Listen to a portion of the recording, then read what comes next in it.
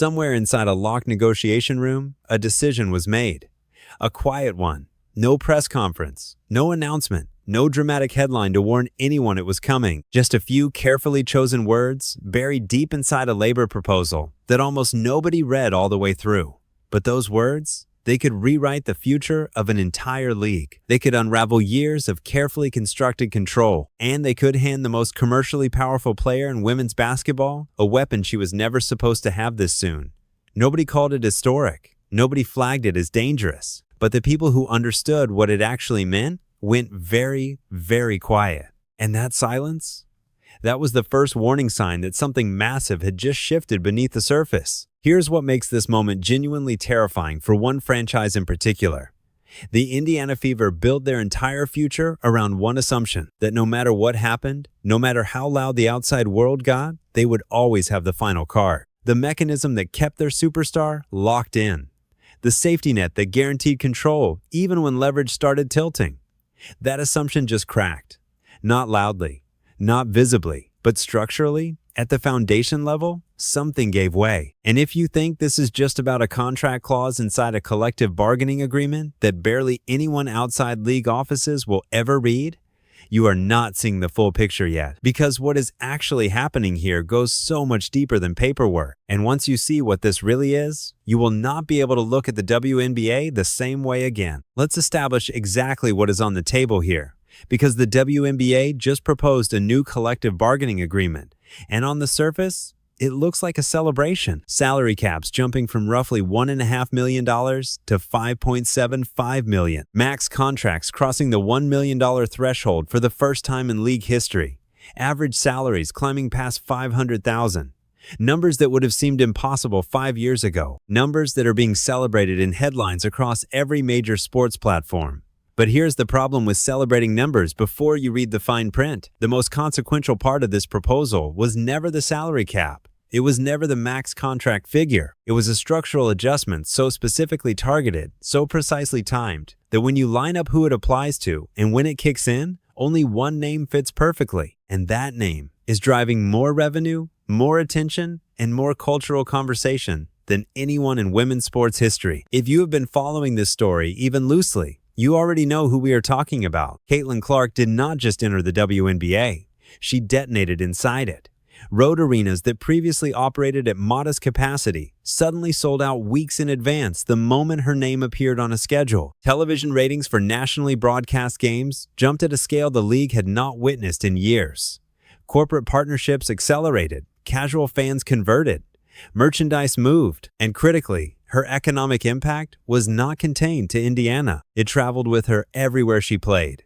That kind of gravitational force changes how owners think, how agents plan, and how negotiators write proposals. So when a new CBA surfaces containing a clause that directly weakens the one mechanism designed to keep a player like her anchored to one city, you have to ask the uncomfortable question out loud. Was this written for the league, or was this written around her? Stay with us, because the answer involves more strategy, more tension, and more hidden maneuvering than anyone is publicly admitting right now. To understand why this clause is so explosive, you first need to understand what the core designation actually is, because most fans hear the word and assume it simply means a big contract, the highest salary tier, a reward for being elite. And yes, financially, that part is true. But the financial component is almost secondary to what the core tag actually does at a structural level. When a team designates a player as their core, that player does not enter unrestricted free agency the way stars do in other professional leagues.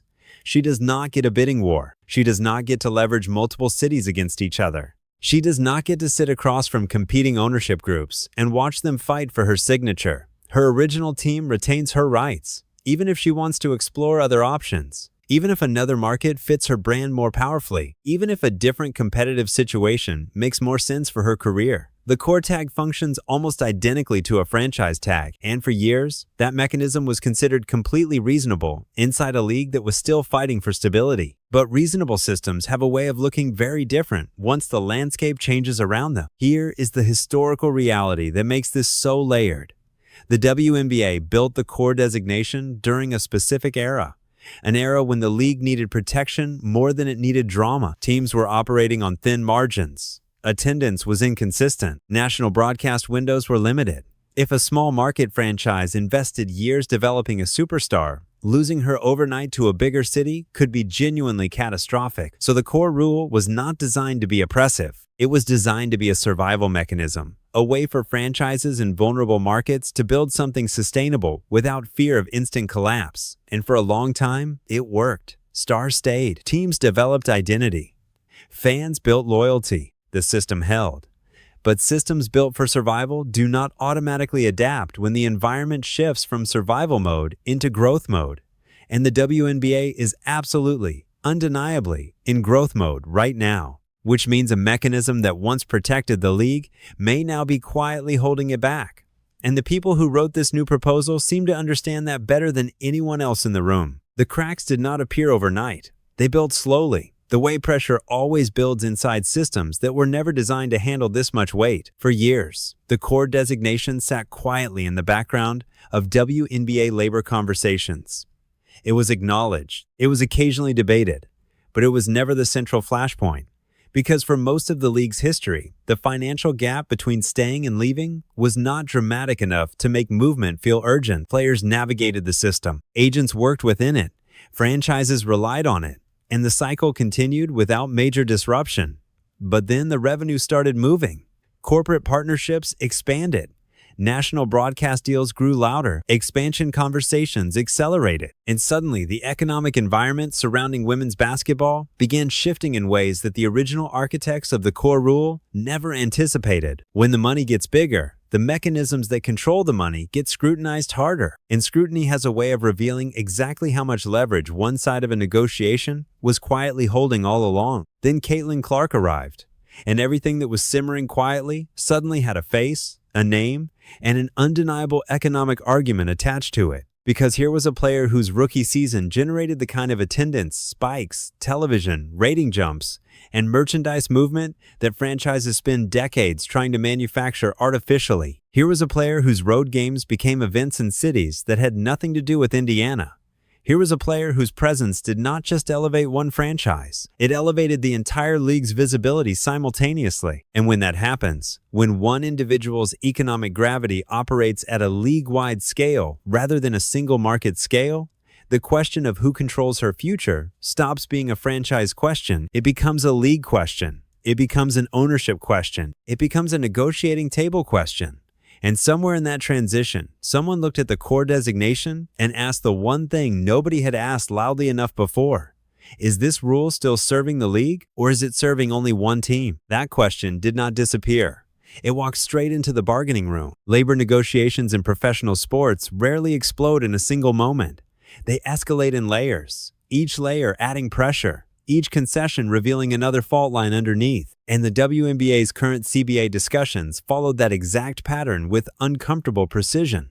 On the surface, both sides were talking numbers, salary caps, revenue percentages, expansion timeline, charter flight agreements, better facilities, stronger middle-class protections, all legitimate demands. All genuinely important conversations for a league trying to professionalize at scale. But underneath those visible talking points, a deeper negotiation was happening simultaneously. One that was not being discussed in press conferences or player interviews. One that lived in the structural adjustments, the fine print revisions, the mechanism tweaks that only labor lawyers and senior executives spend time analyzing carefully. And buried inside that secondary conversation was the rookie max eligibility change.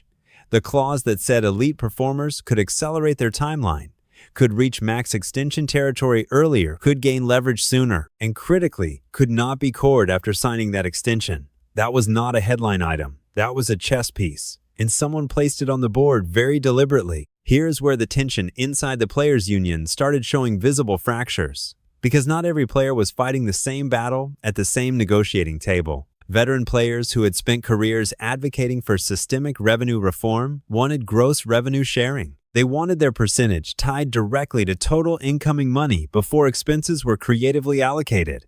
They wanted transparency. They wanted proportional growth that matched the league's actual financial expansion. That was their hill. Meanwhile, the superstar tier, The players whose names drove ratings and whose performances qualified them for accelerated max pathways had a different set of incentives emerging from this proposal. Earlier financial security, earlier leverage, earlier optionality. Two groups, two timelines, one negotiating table, and when incentive timelines diverge inside a labor union, the collective pressure that makes negotiations powerful starts distributing unevenly. Owners have navigated that dynamic before in other leagues. They know exactly what it looks like when unity begins spreading thin. And some believe this proposal was structured with that fragility in mind, which raises a question that nobody in official league communications will answer directly.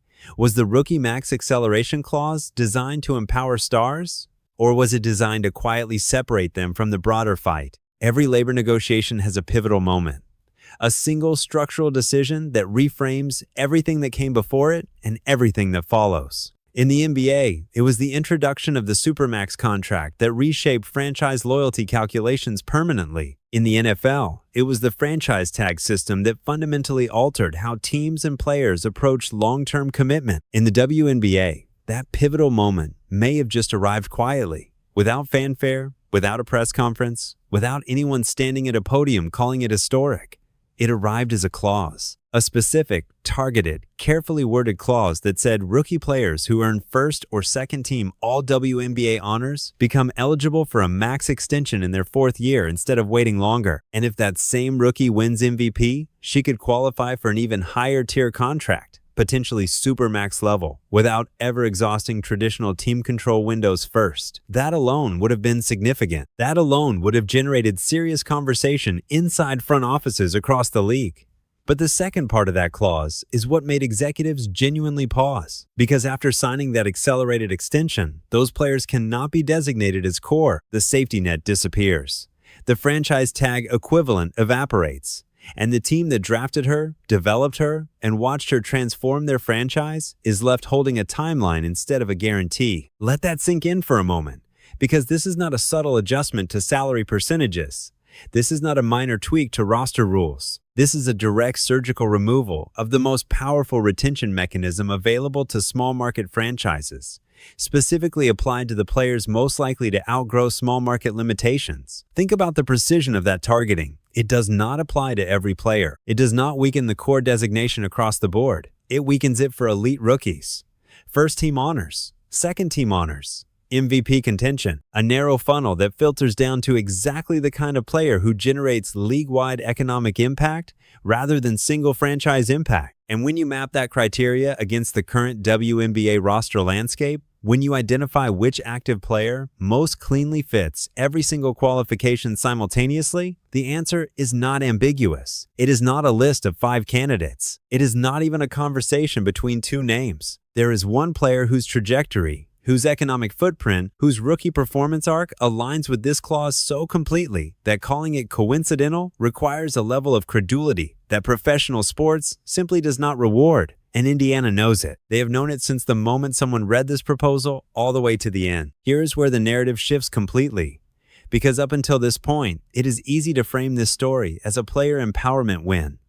A progressive labor movement pushing back against outdated control mechanisms. Stars gaining leverage they should have always had. A league modernizing its structure to reflect its actual growth.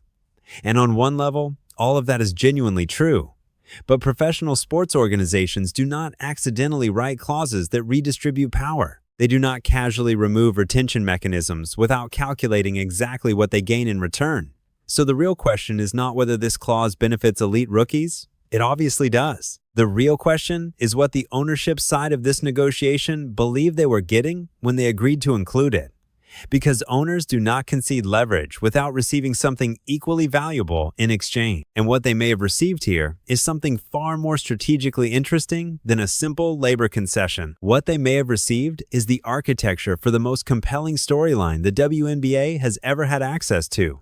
A generational superstar, an unrestricted prime window, a league full of expanding franchises with cap space and ambition, and a media landscape hungry for exactly that kind of drama. That is not a concession. That is an investment. Think about how ownership groups in professional sports actually generate franchise value over time.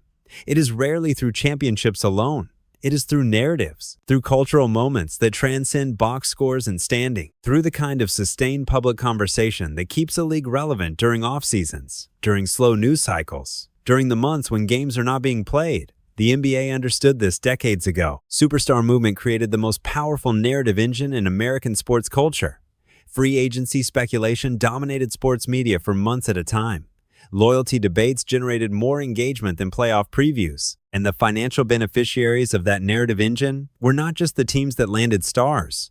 They were every franchise in the league simultaneously, because rising visibility lifts all valuations. Now, apply that framework to the WNBA in its current growth phase. Expansion, teams entering, media rights negotiations looming, corporate partnerships scaling, national broadcast windows expanding. In that environment, the possibility of a generational superstar hitting unrestricted free agency in her prime is not a threat to league stability.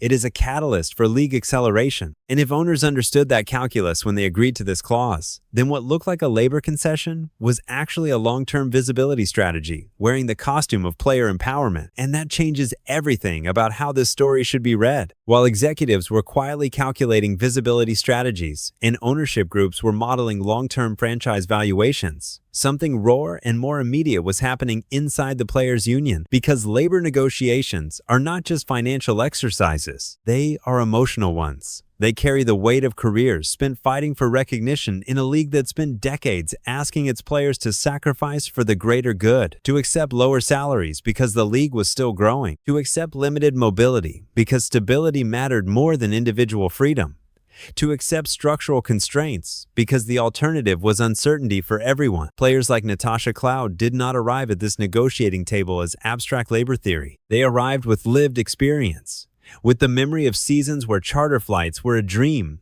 instead of a standard, with the knowledge of what it felt like to calculate whether your WNBA salary could actually sustain your life without overseas supplements, with the frustration of watching league revenue grow while the percentage flowing back to players remained anchored to accounting structures that conveniently absorbed growth before it reached anyone's paycheck. And when this proposal landed, when the headline numbers looked revolutionary but the underlying revenue architecture remained largely unchanged, that frustration did not stay politely contained inside closed-door sessions. The phrase that started circulating in player interviews was not angry. It was worse than angry. It was exhausted. This does not feel like a real negotiation anymore. That kind of statement does not come from a place of tactical posturing. It comes from a place of genuine disillusionment. And disillusionment inside a labor movement is more dangerous than outright conflict.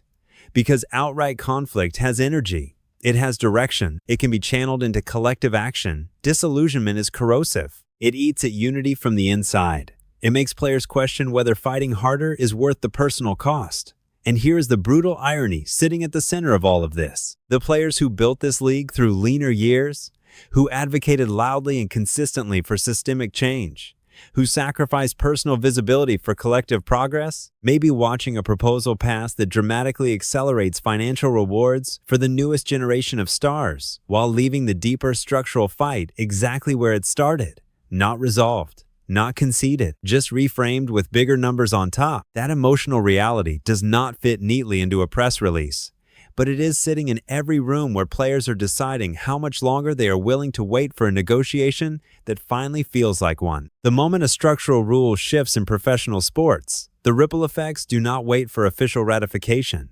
They begin immediately, quietly at first, in private conversations between general managers and salary cap analysts, in strategy sessions between ownership groups and their legal teams, in late-night calls between agents and their most valuable clients, because everyone inside the league ecosystem understands that rules do not just govern present behavior, they reshape future planning. And a rule that removes the core designation safety net for elite rookies after an accelerated extension does not just affect Indiana. It sends a signal to every franchise simultaneously, a signal that the competitive landscape for retaining generational talent just changed in a fundamental way. Small market teams that previously operated with quiet confidence in their retention mechanisms now face a different calculus. The assumption that drafting a superstar, guaranteed long-term control, no longer holds with the same structural force. And when that assumption evaporates, front office behavior changes. Urgency replaces patience. Aggressive roster construction replaces measured development timelines.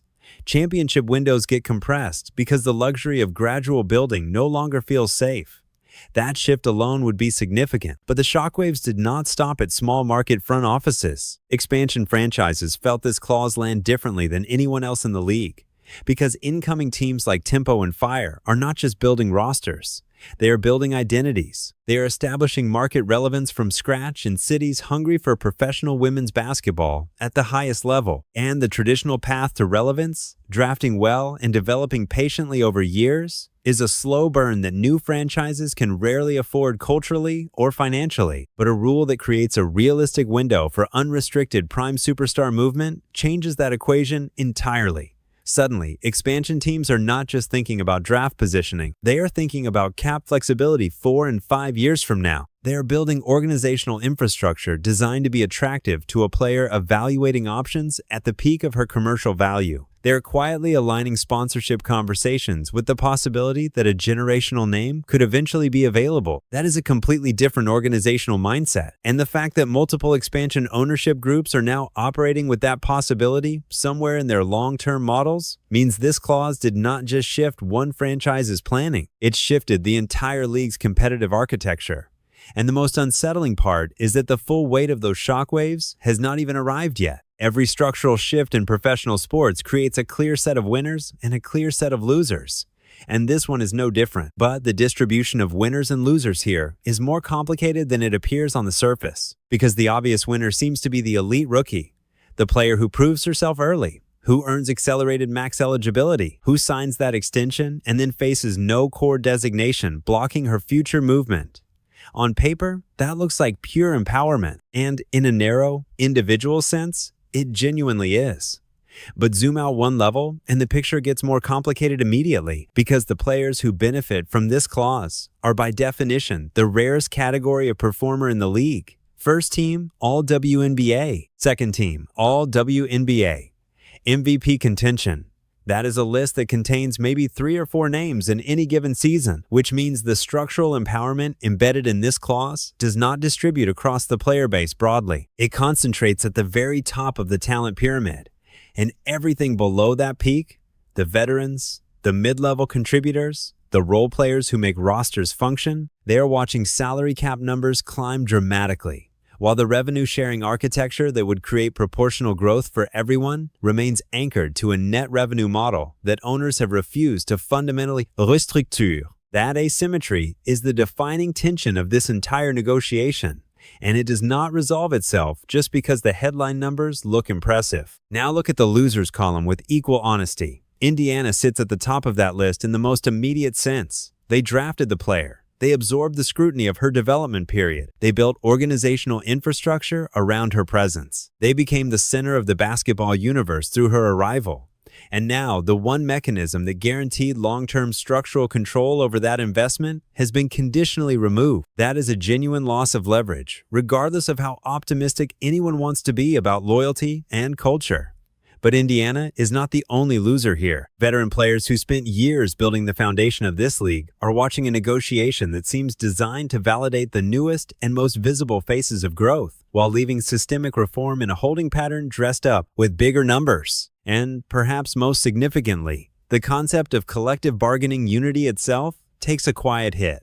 Because when a proposal structurally accelerates rewards for one tier of players while maintaining cautious control over broader revenue redistribution, it does not break the union openly. It just makes unity slightly harder to sustain, slightly harder to feel urgent, slightly harder to fight for collectively when some members of that collective just received a very compelling personal reason to feel satisfied. History in professional sports shows us clearly that divided urgency is the most effective negotiating tool ownership groups have ever discovered.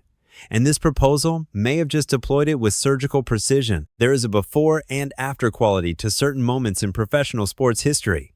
Most people do not recognize them in real time. They only become visible in retrospect, when the consequences have fully materialized and the landscape has shifted so completely that the old version feels almost unrecognizable. The introduction of unrestricted free agency in the NBA created one of those moments. The salary cap restructuring in the NFL created another. And quietly, without a single dramatic press conference or a landmark announcement, the WNBA may have just created its own. Because if this proposal passes as written, the league that emerges on the other side will operate under a fundamentally different set of assumptions than the league that existed before it. Elite rookies will understand from the moment they enter the draft that proving themselves early does not just earn financial reward. It earns genuine power over their own futures. Agents will build career strategies around that accelerated leverage window from day one. Franchises will construct rosters and organizational cultures with the knowledge that structural retention is not a permanent guarantee. And expansion teams will plan their entire long-term identity around the possibility of prime superstar availability in a way that was simply not conceivable under the previous system.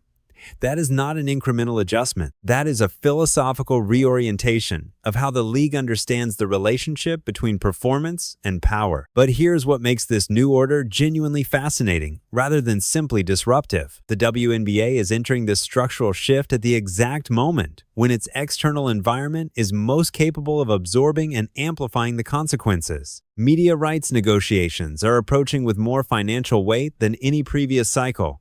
Corporate partnerships are scaling at a pace the league has never experienced.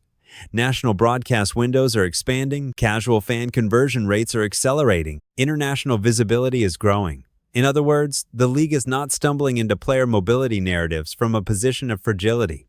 It is stepping into them from a position of momentum, and momentum changes everything about how volatility gets processed. In a fragile league, superstar movement creates instability. In a growing league, superstar movement creates spectacle, and spectacle in a growth phase does not threaten valuations. It multiplies them. Every franchise owner who has watched the NBA generate billions of dollars in media value from free agency storylines alone understands this dynamic intuitively. The question was never whether the WNBA could survive star movement. The question was whether it was strong enough to thrive because of it. And this proposal suggests that at least some of the most powerful people in the room believe the answer is finally yes, which means the new order is not just a different set of rules. It is a different level of ambition. And ambition at this scale has consequences that nobody can fully predict yet. Go back to that locked negotiation room for a moment. Go back to those carefully chosen words buried inside a proposal that almost nobody read all the way through. Because now you understand what those words actually meant. They were not administrative language. They were not routine labor housekeeping. They were a declaration, a signal sent from the most powerful people in women's basketball to everyone paying close enough attention to receive it. A signal that said, the league has changed. The assumptions have changed. The power map has changed. And the player sitting at the center of all of it, the one whose rookie season rewired attendance figures and television ratings and corporate interests simultaneously, she now exists inside a system that is quietly, structurally, deliberately moving leverage in her direction, not because anyone is handing her anything, but because the numbers she generated made the argument impossible to ignore any longer. Indiana built their future around one assumption. That assumption just cracked, and the fracture line runs directly through the most consequential clause in the most important labor proposal the WNBA has ever put on a table. Every front office feels it. Every expansion ownership group is recalculating around it. Every veteran player watching from inside the union is processing what it means for the fight they have been fighting far longer than any headline currently acknowledges. But here's the question that will linger long after this proposal is ratified or revised or sent back for another round of negotiations. Does Caitlin Clark want to leave Indiana? There is no evidence she does. There is no whisper campaign. There is no signal from her camp. There is no restlessness visible from the outside. But that is almost beside the point now, because the most transformative thing this clause did was not create a path for her to leave. It created the possibility, and possibility does not need to be exercised to be powerful. Possibility alone changes how Indiana builds. Possibility alone changes how other franchises plan. Possibility alone changes how sponsors evaluate long-term partnerships. Possibility alone changes how the entire league thinks about its most valuable economic engine. The WNBA just handed its brightest star, a card she was never supposed to hold this early. Whether she ever plays it is almost secondary to the fact that she has it. And everyone in every room that matters knows she has it. That is the new reality. That is the new leverage. That is the new order. And if you want to understand every move that gets made in this league from this moment forward, you need to understand that this was not the end of a negotiation. This was the opening move of something much larger, something that will reshape women's basketball for the next decade. and we will be here breaking down every single layer of it as it unfolds. If this breakdown revealed something the headlines missed, do one thing right now. Hit that subscribe button. Because this channel exists for exactly this.